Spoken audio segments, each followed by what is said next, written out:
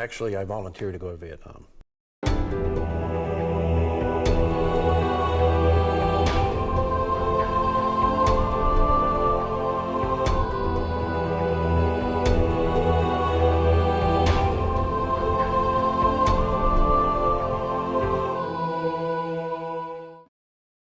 We didn't think we were going to survive. We were just going to do the best we could until we couldn't do it anymore. Dearest Mother and Dad, today I'm feeling a lot better and I'm able to write this long-awaited letter. I'm sorry I did not write yesterday, but I've been in considerable pain and had to go through a series of tests and x-rays yesterday until they just about had me going through the ceiling.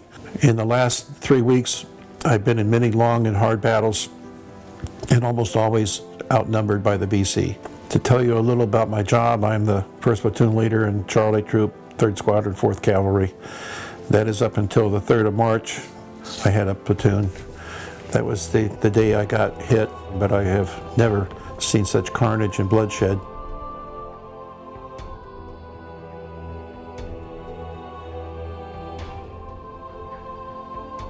In 1968, the North Vietnamese Army kicked off their Tet Offensive, and it was the biggest battle of the war, of the 10 years or so we spent there. And we got alerted about 1:30 in the morning that Tan Son Nhut Air Force Base down in Saigon was being overrun, and we were about 20 miles north. Went out and mounted up into our tanks and APCs and took off down Highway 1 about 2 o'clock in the morning. And we got ambushed 3 times in that 20-mile stint. It was pretty scary. And it took us about 3 hours until about 5 a.m. we hit Tan Son Nhut. So by the time we got down there, instead of having 3 troops, we basically had a little less than 1 troop left. Over 2/3 of our unit was lost in the ambushes on the way, which was that was the enemy's plan, of course. So we lined up in a cavalry charge across the very wide, long runway with the tanks and APCs that we had left. It was about 5 a.m. It was before dawn, and there were rounds going off all around us, everywhere. It was very, very heavy fire.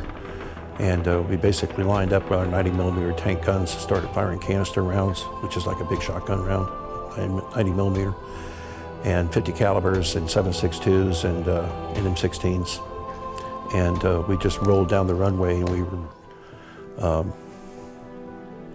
running over people, running over soldiers, and some were trying to climb up on our tracks, and we had to, we used our M16s or our 45 caliber pistols to shoot them off and to keep them from, they wanted to take over our vehicles, and we kept moving.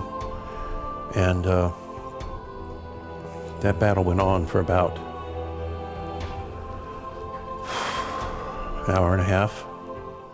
It seemed like forever, till the sun came up. And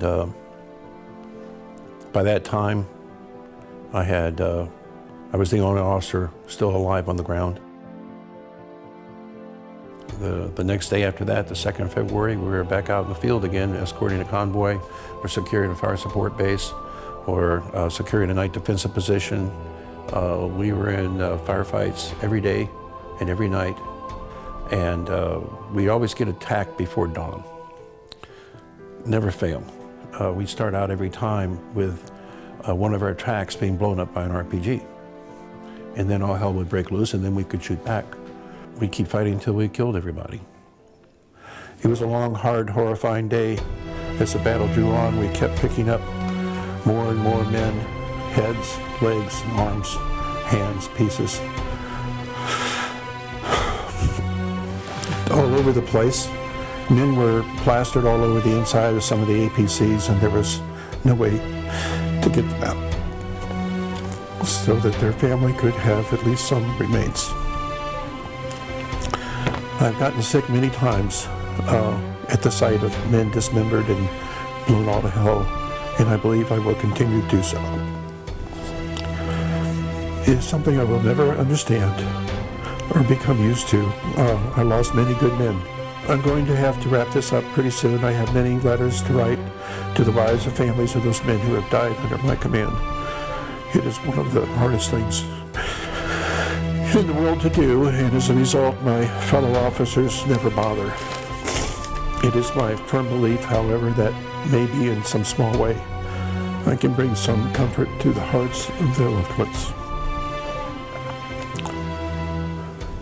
They were all fine men, some just boys, who served me well, and I feel that this is the least I can do for them.